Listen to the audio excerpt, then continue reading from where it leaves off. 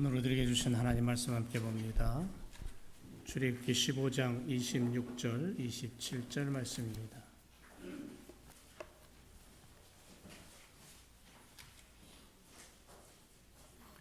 출애굽기 15장 26절 27절 한 목소리로 두 절 함께 말씀 읽겠습니다. 다 같이 시작. 가라사대 너희가 너희 하나님 나 여호와의 말을 청종하고 나의 보기에 의를 행하며 내 계명의 귀를 기울이며 내 모든 규례를 지키면 내가 애굽 사람에게 내린 모든 질병에 하나도 너희에게 내리지 아니하리니 나는 너희를 치료하는 여호와임이니라. 그들이 엘림에 이르니 거기에 물샘 열들과 종려 70주가 있는지라. 거기서 그들이 그 물 곁에 장막을 치니라. 아멘. 그리스도인들이 사랑이 식어지면 이 세상은 저 북극의 얼음 빙산 속에 알몸으로 서 있는 것보다 더 차가운 모습으로 변해갈 겁니다. 그리스도인이 사랑이 있기 때문에 이 세상이 지금 그나마도 온기가 남아있는 줄로 믿습니다. 그리스도의 사랑 때문에 수많은 사람들이 그 사랑 때문에 목숨 걸고 복음 전하고 있는 것을 볼 수 있습니다. 그 사랑 안에는 뭐가 있냐면 하나님의 정말 자상하신 손길이 들어있다는 것을 우리 느껴야 돼요.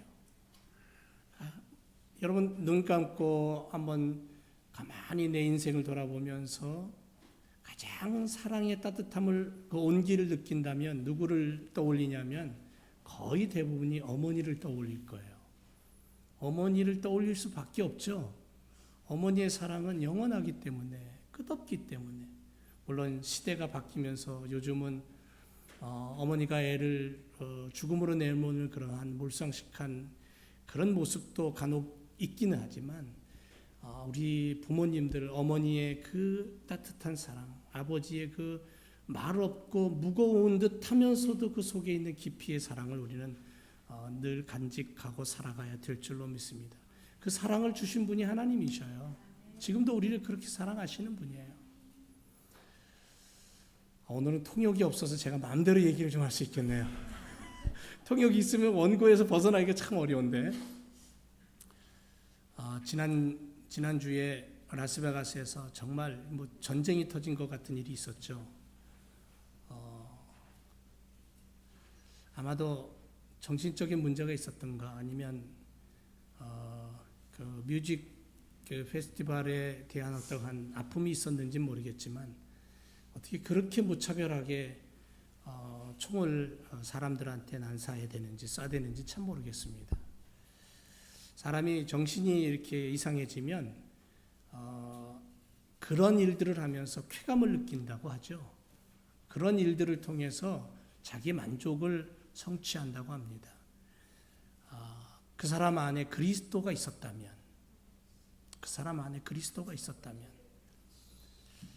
저는 이런 생각을 합니다. 북한에 지금 권력을 잡고 있는 사람이 누구죠? 예? 김씨 일가의 그 3대째 내려오는 그 세습, 완전 종교 노름하고 있는 겁니다. 그런데 그 김정은이가 외국물을 먹었어요. 도시물을 먹었단 말이죠. 공부를 했습니다. 유학했어요. 만약에 그가 유학 시절에 그 어리고 젊은 시절에 누군가가 그에게 와서 복음을 전했다면 그리고 그가 그리스도를 영접했다면 지금 북한은 어떻게 됐을까요? 정말 바뀌었을 겁니다. 우린 그런 아픔을 가지고 오늘도 우리 주변에 눈을 돌려서 하나님의 마음이 무엇인가를 좀 깨달아야 돼요. 하나님의 손길이 얼마나 자상하시고 얼마나 따뜻하고 얼마나 은혜로운가를 우리는 오늘도 내 삶을, 주변을, 그리고 내 자녀들을, 내 이웃을 돌아보면서 한번 깨닫는 시간이 되기를 주님의 이름으로 부탁을 드립니다. 제가 오래전에 성지순례를 할 때가 생각이 납니다. 애굽 땅에 있는 피라미드를 보고 박물관을 좀 본 적이 있어요. 그리고 거기에 여전히 흐르고 있는 나일 강변을 걸었던 적이 있습니다. 그리고는 차를 타고 시내 산을 올라가려고 시내 광야를 차를 타고 달리다가 광야의 어느 한 곳에 버스가 섰어요. 한참을 달려와서 쓴 곳이 아마도 지금 제 생각에는 마라에 운물이 있었다고 추정되는 그 곳인 것 같습니다. 지금은 물이 나오지 않아요.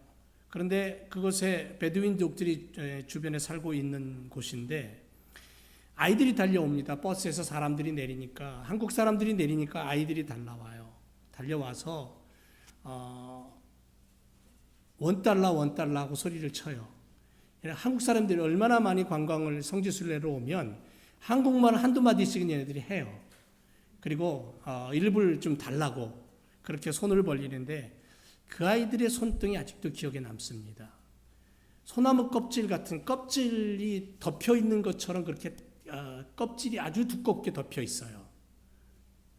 그 아이들은 언제 샤워하냐 하면 하늘에서 비를 줘야 샤워를 해요. 특별히 샤워장이 없습니다.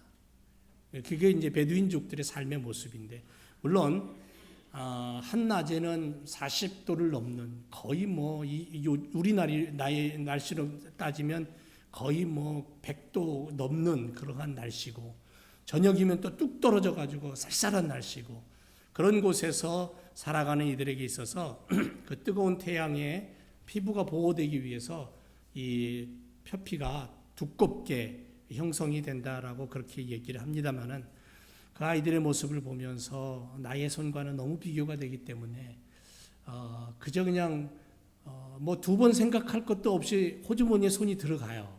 그리고 $1를 주고 뭔가 아이들에게 주고 싶은 먹을 것도 주고 그랬던 성지순례 했던 기억이 납니다만은, 사람은 배가 고플 때 밥을 먹어야 되고요. 목이 마른 물을 마셔야 됩니다. 피곤하면 잠을 자야 됩니다. 더욱이 무더운 여름철에 목마름이라는 것은 정말 견디기 힘든 그러한 우리들의 모습, 우리들의 육체인 것을 느끼게 되는데, 오늘 말씀해 보니까 이스라엘 백성들이 홍해를 건넙니다. 육지같이 건넙니다. 그리고는 정말 발에 그 바퀴가 달린 것처럼, 모타가 달린 것처럼 신이 나게 가나안을 향해서 3일 길을 걸어왔습니다. 그런데 그쯤 되니까 이제 목이 마르기 시작하는 거예요. 준비됐던 물도 다 떨어지고 갈증이 타오르고 이제는 아이들이 짜증을 부리고, 아마도 짜증 이런 노래를 불렀을지 모르겠습니다. 머리를 이 짜증이 뚫고 나올 지경이었을 겁니다. 그 뜨거운 태양 끝에서. 물론 하나님의 구름 기둥이 그들을 가려서 햇빛을 가려줬어요. 낮에. 밤에는 불기둥이 그들을 보호해줬어요. 그럼에도 불구하고 60만, 장정만, 어린아이까지 다 하면 거의 한 200만이 넘는 그 엄청난 숫자가 지나가면서 그 구름을 가려줬어도, 햇빛을 가려줬어도 그 뜨거움에, 그 열기에, 그 힘든 여정에 짜증이 노래처럼 흘러나왔을 겁니다. 그들이 지나가는 이 수르광야, 이 광야길은 좀처럼 물을 찾기 힘든 장소예요. 굉장히 메마른 곳입니다. 이런 곳을 유아를 제외한 수많은 사람들이 고생을 하면서 길을 걷고 있습니다. 특별히 가난한 아이들 또는 3, 4세대 된 아이들, 또 노인들, 얼마나 그 힘든 걸음을 옮기고 있는지 상상만 해도 아마 끔찍할 겁니다. 막 뚜껑이 열리려는 순간에 신기하게도 물웅덩이를 발견한 거예요. 조그마한 오아시스를 발견한 겁니다. 얼마나 기뻤는지 달려갔습니다. 정신없이 물로 달려갔습니다. 가서 물을 마셔보니까 어떻게 돼요? 그 물이 썼다 그랬습니다. 쓴 물이라 그랬어요. 그래서 그들은 그곳 이름을 마라라 그렇게 부르게 된 겁니다. 마라라는 말은 단어의 뜻은 쓰다, 괴롭다, 아프게 하다, 슬프게 하다, 애달프게 하다, 그런 뜻을 가지고 있는 원어예요. 자, 쓰러지는 듯 그 순간에 발견한 물. 그런데 그만 써서 마실 수가 없는 거예요. 이때 그들이 느꼈던 안타까움, 억울함, 실망감, 그 가슴 깊은, 마음 깊은 곳에 그냥 닫아두었던 뚜껑이 열리면서 모세를 향해서 원망과 불평과 저주가 쏟아지기 시작합니다. 여러분 200만이 한마디씩만 해보세요. 그들이 한마디씩의 기도를 한다면 하나님이 깜짝 놀랄 거지만 그들이 한마디씩만 원망을 한다면 기절할 겁니다. 아마 살아있는 사람도 아마 쥐구멍 찾을 거예요. 사람이 말 한마디가 천냥빛을 갚는다고 하는 말이 있듯이 말 한마디가 사람을 죽이기도 하잖아요. 24절에 보면 우리가 무엇을 마실까 하고 원망합니다. 그게 터져 나오는 거예요. 그냥 뚜껑이 열려버린 거죠. 여러분 아무리 선한 사람도 뚜껑이 열리면 어떻게 됩니까? 요즘 우리 러스 집사님 뚜껑이 열린 것 같아요. 그 대수술을 하고 나서 이제 회복기에 접어들어가지고 아프고 힘들고 마음대로 움직이지 못하고 그러니까는 이제 이게 본래 가지고 있던 그 습성이 사라지고 인간 본성의 그런 모습들이 간혹 이렇게 막 터져 나오는 그런 모습들을 보게 됩니다. 그러면 누가 힘드냐면요, 옆에 있는 사람이 힘든 거예요. 곁에 있는 사람이 힘든 거예요. 우리는 우리의 삶 속에 그런 것들을 많이 느끼죠. 이런 물을 우리가 어떻게 마실 수 있냐? 당신이라면 마실 수 있겠는가? 그러면서 모세를 향해서 따지기 시작하는 겁니다. 3일 전까지만 해도 홍해의 기적 앞에 놀라움을 금치 못하고, 그래서 15장 초반부에 보면 홍해의 노래를 불러요. 승리의 찬가를 불러요. 여호와 하나님의 크신 능력을 찬양하고 노래하고 춤췄지만 목마름 앞에, 고통 앞에 그들은 왜 우리를 애굽 땅에서 몰고 나와서 이 고생을 시키냐고 소리를 지르고 있는 겁니다. 여러분, 애굽 땅을 벗어난 이스라엘 백성들만의 모습은 아니겠죠. 우리도 똑같습니다. 우리도 조그만한 불만이 어려움이 다가오면 그렇게 이들처럼 우리가 쏟아내는 모습을 우리는 발견하게 됩니다. 지도자 모세는 이러한 백성들의 원망을 안타까워하면서 하나님 앞에 나가 기도하죠. 부르짖습니다. 성경을 가만히 읽어보면, 깊이 묵상하면 200만이 불평하는 가운데 몇 사람만이 하나님 앞에 엎드려 기도해요. 근데 그 몇 사람 중에서도 성경은 분명하게 모세를 이야기합니다. 다른 사람 얘기 안 합니다. 모세를 얘기합니다. 왜냐하면 하나님이 모세를 통해 이 일을 하시기 때문에 모세를 얘기하고 있어요. 모세는 하나님 앞에 엎드려 그 순간에 기도합니다. 왜 모세도 불평이 없었겠어요? 왜 모세도 원망이 속에서, 분노가 속에서 일어나지 않았겠습니까? 인간이기 때문에 일어나요. 올라와요. 모세도 화가 났을 겁니다. 그런데 그 순간에 모세는 자기의 감정에 휘둘리지 아니하고 하나님을 바라봤다는 거죠. 하나님께 엎드려서 기도합니다. 하나님, 이 백성의 소리를 좀 들으시지 않습니까? 저 200만이 한마디씩 외치는 소리 하나님 지금 듣고 귀가 따갑지 않습니까? 하나님 어떡할까요? 그리고 하나님 앞에 기도하는 거예요. 기도했더니 하나님께서 모세에게 한 나뭇가지를 지시하십니다. 모세야, 저 나뭇가지를 취해서 물에 던져라. 그러면 그 쓰고 짠 물이 변하여 단물이 될 거야. 그렇게 말씀하세요. 그래서 이 명령을 쫓아서 모세가 나뭇가지를 주워 마라의 연못에 던집니다. 그랬더니 쓴물이 변하여 단물이 되었다 그랬습니다. 기적이 일어난 거죠. 온 백성들이 기쁨으로 물을 마시고 목마름의 고통에서 벗어나는 큰 은혜를 덧입게 되었습니다. 이 사건은 단지 이스라엘 사람들에게만 있는 경우는 결코 아니에요. 3일을 뜨거운 광야길을 걸어야 했던 사람들만의 고통이라고 생각하고 그렇게 넘어간다면 안 된다는 거죠.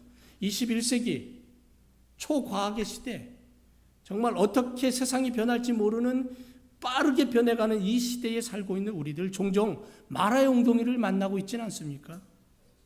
막혀있는 것들, 풀리지 않는 아픔들, 해결해야 될 문제들, 자녀 때문에, 아내 때문에, 남편 때문에, 이웃 때문에, 정치 때문에, 경제 때문에, 때로는 밤잠을 설치기도 하고, 우리들에게 주님은 지금 오셔서 자상하신 그 손길로 위로하고 말씀하시는데, 주님, 왜 이런 고난을 나에게 주십니까라고 하소연할 때가 우리는 너무도 많이 있습니다. 그 순간에 우리가 주님을 바라보면 물이 변하여 포도주가 되게 하신 것처럼, 마라의 쓴물이 단물로 변하게 하신 것처럼 우리들의 삶에도 기적 같은 일들이 벌어질 줄로 믿습니다.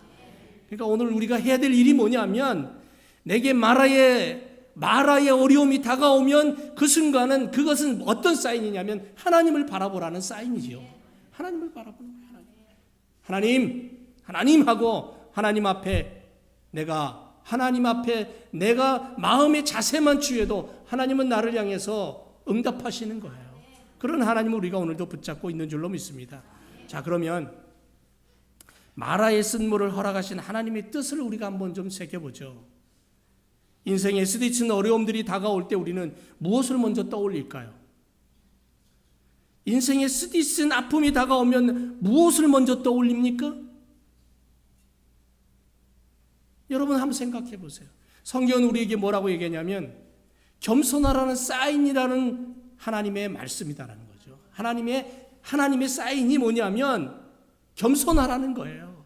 우리는 아픔이 다가오고 어려움이 다가오고 인생의 쓰디쓴 고난의 시간을 맞이하면 내 속에 있는 자존심이 올라오고 내 속에 있는 원망과 불평이 올라오고 내 본래의 모습이 올라와서 주변에 있는 사람들이 힘들게 하고, 내가 그동안 믿고 따라왔던 그 하나님을 향해 원망의 손가락질을 하고, 그것이 인간의 본래의 모습이라면 정말 주님을 사랑하는 믿음의 사람들은 인생에 있어서 마라의 쓴물을 맞이한다면 그 순간 아하, 하나님이 겸손하라는 사인이구나 하는 것을 깨달아야 된다는 거예요.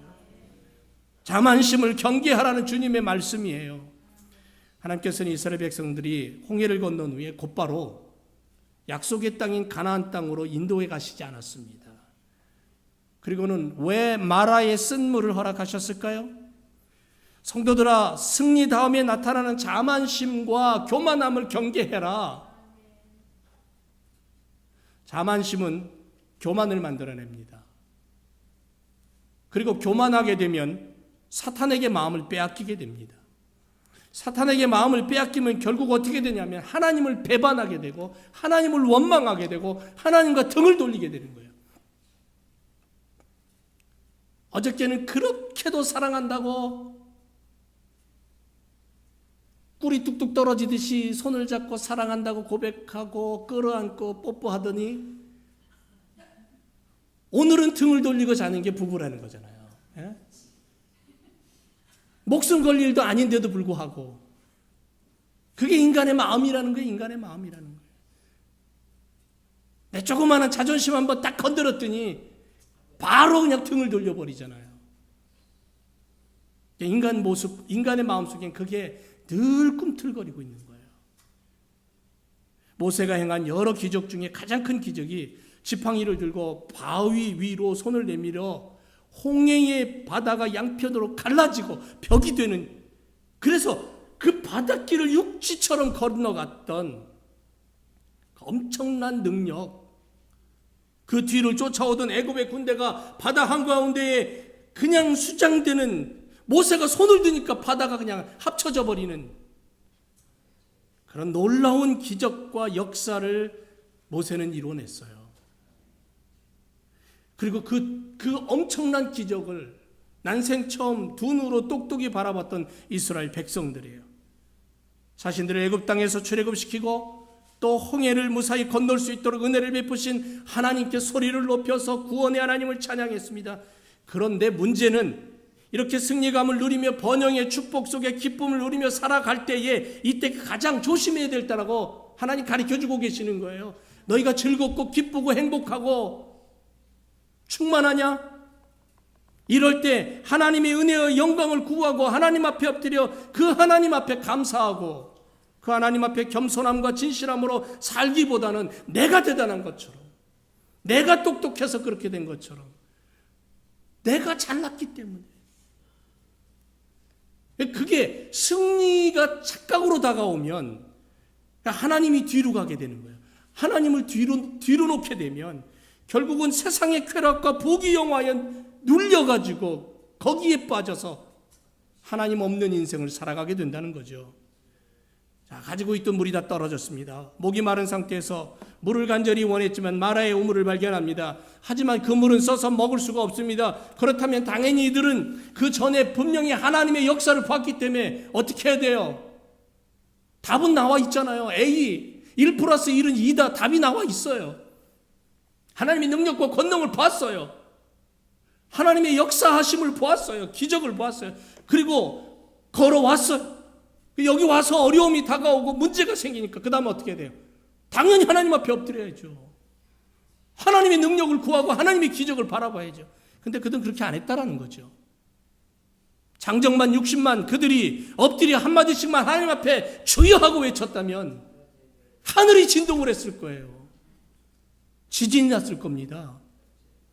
그랬다면 하나님은 그들의 간구를 즉시 들으시고 지체하지 않았을 겁니다. 그런데 모두가 그 순간엔 그렇게 하지 않았어요. 왜? 승리감에 도취되어서 자신들이 한 것처럼 자신들이 바다를 가르고 자신들이 애굽에 10가지 재앙을 내려서 애굽의 바로왕이 굴복한 것처럼 나의 자만함과 나의 교만함이 일어나면서 하나님이 없어진 거예요. 그리고는 불평과 불만으로 추한 모습을 보이기 시작한 거예요. 그 순간에 한 사람만이 하나님을 의지했던 거죠.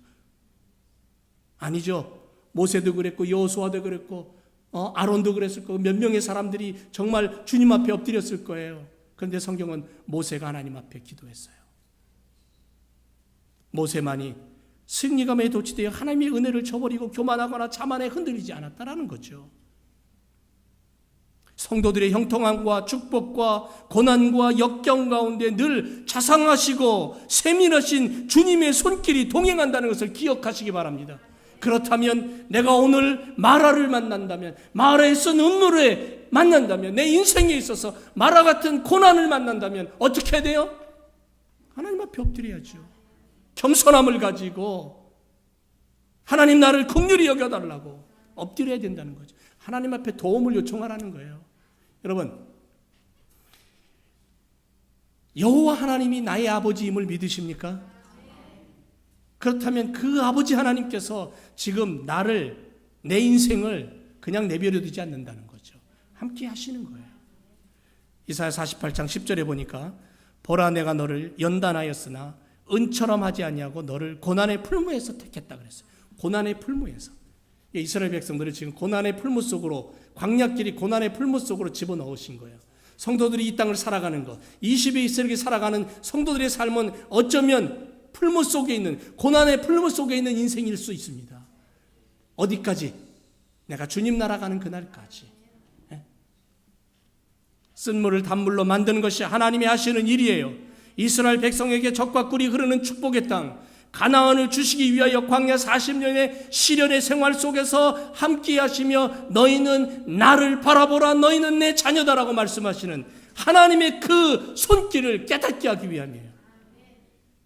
그래서 오늘도 우리는 십자가 바라보면서 주님을 의지하면서 보혈로 날마다 내 죄를 씻으면서 하나님의 자녀됨을 가지고 신실하게 교만을 버리고 자만심도 버리고 늘 엎드려 주님 앞에 기도하며 주님이 주시는 겸손함을 내가 실천할 수 있는 그런 삶이 되어야 될 줄로 믿습니다. 여러분, 마라의 쓴물을 주신 두 번째 이유가 뭐냐면요, 마라는 정착지가 아니라는 거예요. 여기는 너희가 원하는 땅이 아니라는 거예요. 여기는 내가 너에게 줄 땅이 아니라는 거죠.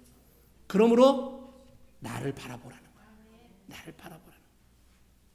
하나님께서 이스라엘 백성들이 홍해를 건넌 후 곧바로 약속의 땅 가나안 땅으로 인도하시지 않고 마라의 쓴물을 허락하신 이유는 마라는 정착지가 아니다라는 이유 때문입니다.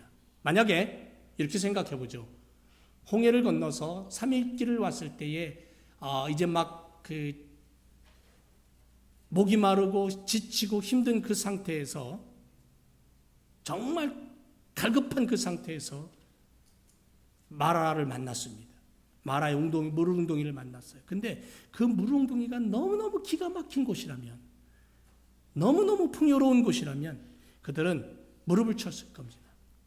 여기가 가나안이구나. 여기가 하나님의 약속의 땅이구나. 여기다가 장막을 짓고 여기다가 우리가 집을 짓고 여기서 우리가 멈추자. 뭐하러 더 고생하면서 가겠느냐. 그리고 모세가 아니야, 더 가야 된다고. 여기는 하나님이 약속하신 땅이 아니야. 그러면 아마도 모세를 붙잡아서 죽였을지도 몰라요. 충분히 그러거든. 남을 족속들이에요. 이스라엘 족속들을 가만히 보면 출애굽기, 레위기, 민수기, 여호수아, 사사기까지 보면, 그리고 그 뒤로 왕정 시대를 보면, 성경을 보면 그들은 충분히 그러고도 남을 그런 성향을 가지고 있는 민족들이에요. 그런데 한국 민족들을 보니까 꼭 그렇더라고요.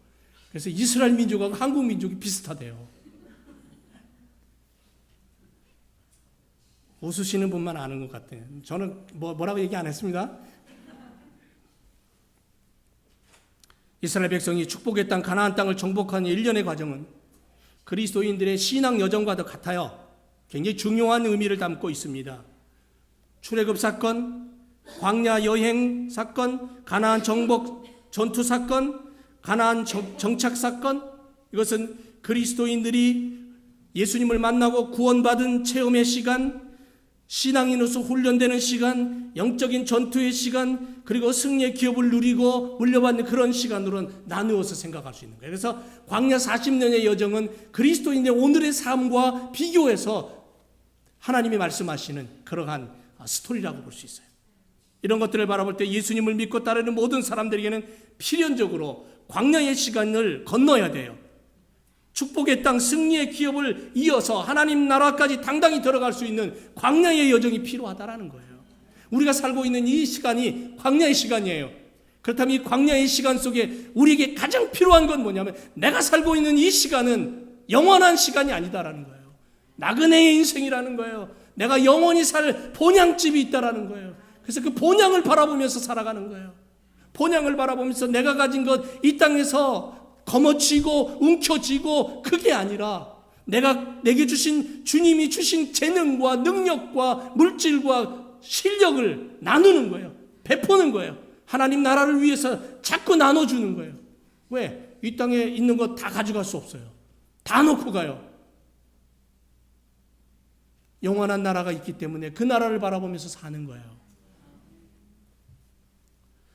어떤 사람은 이에 대해서 하나님은 사랑의 하나님이시라면서 꼭 그 어려운 시험을 통과하게 해야 하느냐라고 불평을 토해낼 수도 있겠죠. 시험이 꼭 나쁜 것만 아니죠. 우리는 시험을 통해서 자기 성찰의 기회를 갖습니다. 요점을 정리하면서 분명하게 기억할 수 있도록 도움을 주기도 하고요. 시험을 통해서 더더욱 단단한 모습, 단단한 믿음의 사람이 될 수 있습니다.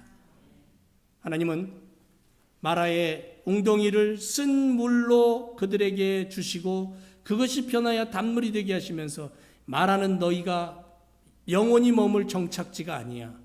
내가 약속한 땅은 다른 데 있어. 그러므로 너희는 마음을 단단히 먹고 나를 쫓아와. 나만 바라봐. 이게 하나님의 메시지라는 거죠. 오늘도 우리가 이 땅을 살아가면서 미국 땅이 영원히 내가 살 곳이 아니에요. 하나님의 나라, 저 하나님의 나라, 주님이 예비해 놓으신 저 천국에 들어가는 그날까지, 주님 다시 오시고 내가 휴거당하고 내가 죽어서 주님 오실 때에 다시 살아난다 할지라도, 부활한다 할지라도, 결국 내가 갈 곳은 주님의 나라, 영원한 나라, 그 나라를 바라보면서 오늘도 주님이 내게 주신 축복을 내 이웃에게, 내 아내와 남편과 자녀들에게, 내 부모에게, 그리고 세계 열방에 고통받는 수많은 영혼들에게 나눌 수 있는 그러한 삶을 우리가 살아야 될 줄로 믿습니다. 오늘 말씀을 읽으면서 또 하나 우리가 붙잡아야 될 게 뭐냐면, 라파의 하나님입니다. 나는 너희를 치료하는 여호와다. 치료하는 여호와로 오늘도 붙잡고 살아가기를 원합니다. 여호와께서 마실 수 없는 물을 정화시켜 주셨죠. 그들을 광야의 길을 통해서 물과 과일들이 넘쳐난 오아시스로 인도해 주셨습니다.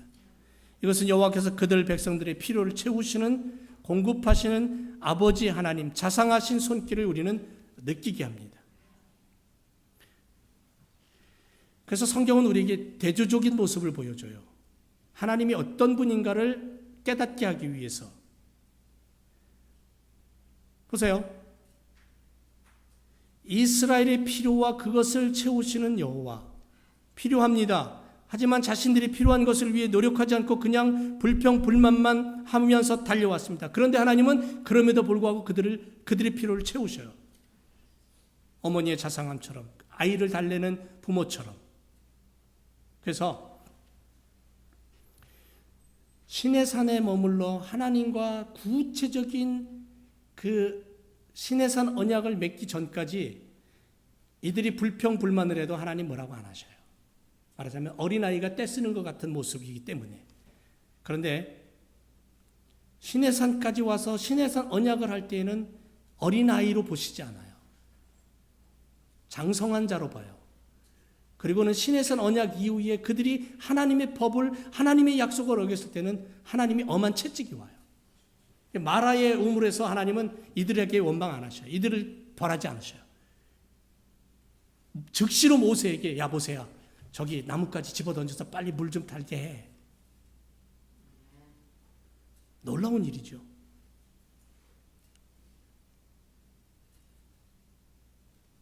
그리고 27절에 가서는 바로 엘림이라는 축복을 보여주셔요. 허락해 주셔요. 물샘 12과 종려 70주가 있는 어마어마한 오아시스를 그들에게 허락하셔요.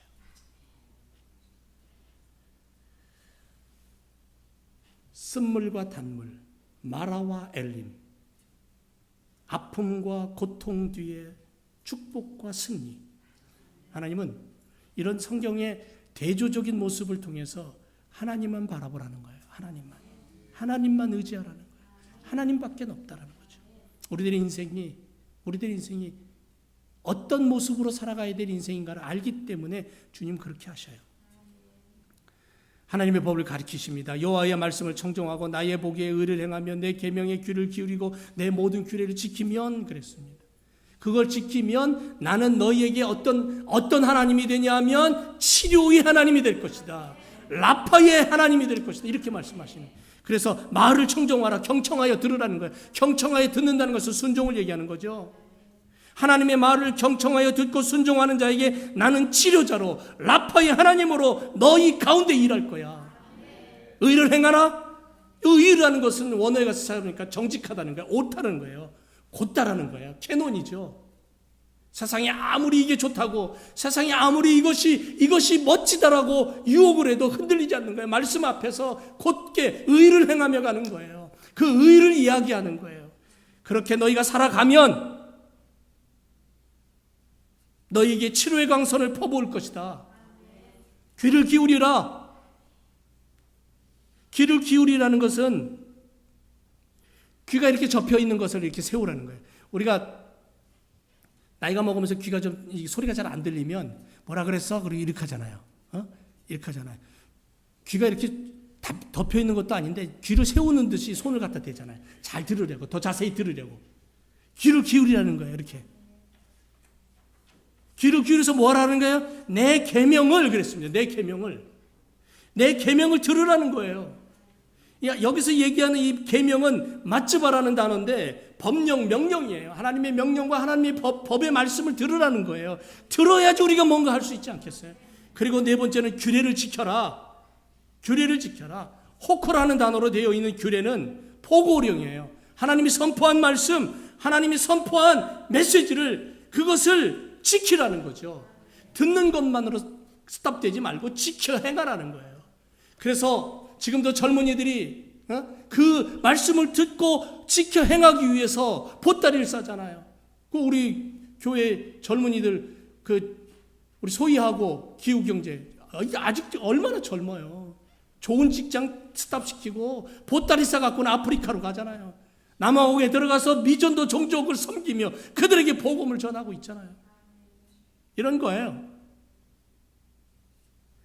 하나님의 말에 청종하고 의를 행하고 그렇게 믿음으로 살다가 주의 말씀에 귀를 기울여 듣다 보니까 아하, 이걸 내가 지켜야 되겠다. 아, 이것이 내가 가야 될 인생의 길이구나. 그렇게 깨닫고 가는 거 아닙니까? 그렇게 할 때에 이스라엘에게 하나님은 라파의 하나님으로 다가오신다는 거예요. 오늘 우리에게도 똑같은 하나님이에요. 그 하나님 우리가 오늘 붙잡고 바라봐야 되는 거죠. 나를 치료하는 여호와, 우리를 치료하는 여호와, 마음을 치료하고 정신을 치료하고 영을 치료하는 여호와. 왜 라스베가스 그 비싼 호텔, 그 의리의리한 호텔이에요. 예? 작년에 우리 그 효도관광 갔을 때 그 호텔 봤잖아요. 으리으리해요. 황금색으로 막 번쩍번쩍하는. 우리 같은 사람은 거기 감히 엄두도 못 낼, 구경만 하고 올 그 방에 들어가지도 못하는데 그 사람은 돈이 많아서 스위트룸 2개나 불려놓고 거기에 들어가가지고는 아이 그래 사람들을 향해서 총을 쏴대요. 왜 그래요? 마음의 상처가요. 정신적인 고통이 그로 하여금 영적으로 영을 사탄이 붙잡아서 그렇게 망가지는 거예요.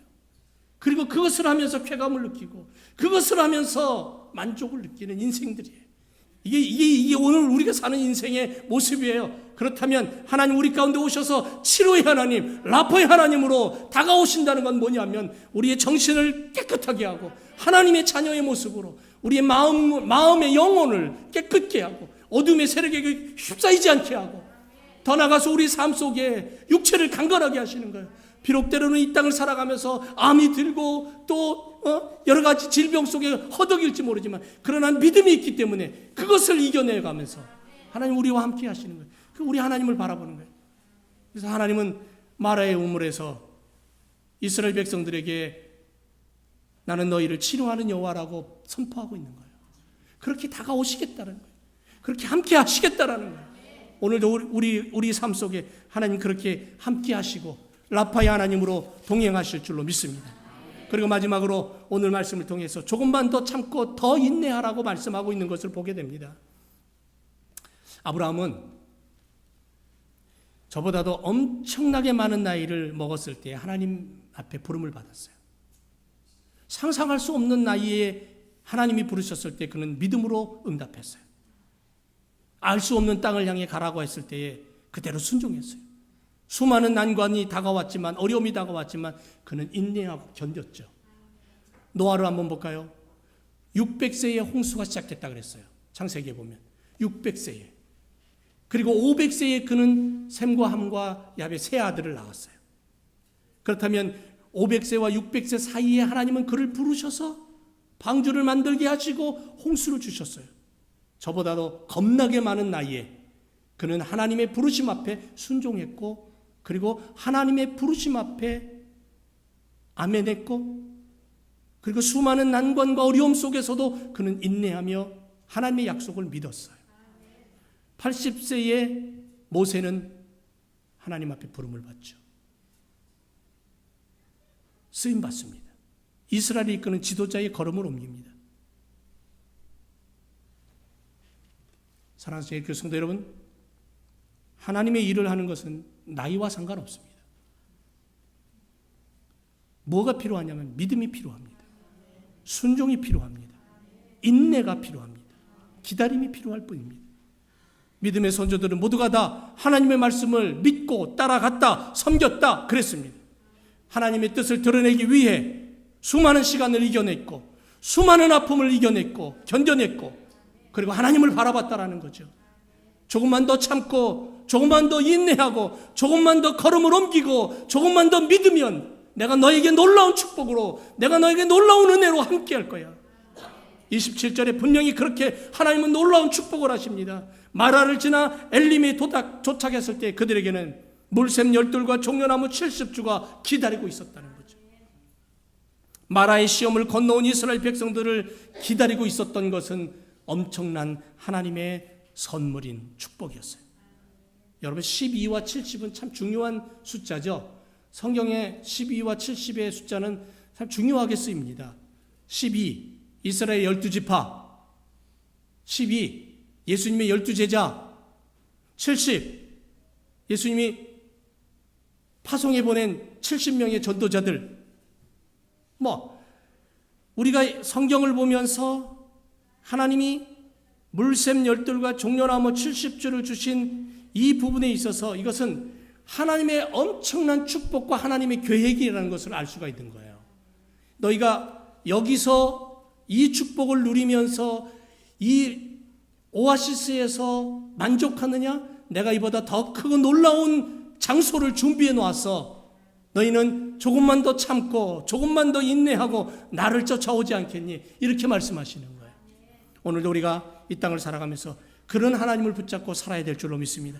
그 하나님을 향해 더 참고 더 인내하고 더 엎드려 기도하고 더 하나님의 음성을 듣기를 소망한다면 머지않아 새벽의 여명이 새벽의 어둠이 사라지고 하나님의 영광이 드러나는 축복의 삶을 누리게 될 줄로 믿습니다.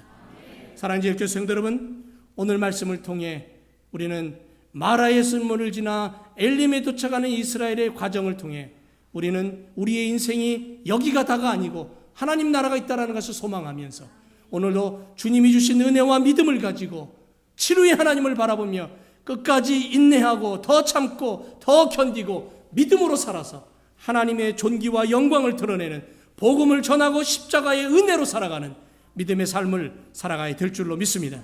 기도하겠습니다. 걸어가신 아버지 하나님, 마라의 쓴물을 지나 엘림에 도착하는 이 과정을 통해 하나님 우리에게 분명히 말씀하십니다. 내가 너와 함께 할 거야. 하지만 너희의 정착지는 아니야. 그리고 나는 너희를 치료할 거야. 내 말을 너희가 순종하고 내 계명에 귀를 기울이고 내 법을 지키고 나를 너희 마음속에 둔다면 나는 너희와 함께하여 너희 속에서 역사하는 전능자가 될 거야. 하나님 우리에게 오늘도 이렇게 말씀하시는 것을 듣고 오늘도 우리 하나님을 붙잡고 우리 하나님과 함께 인내하며 우리 하나님이 주신 말씀으로 순종하며 나아갈 수 있는 그러한 믿음의 성도들이 되게 도와 주옵소서. 감사드리며 예수님 이름으로 기도드립니다. 아멘.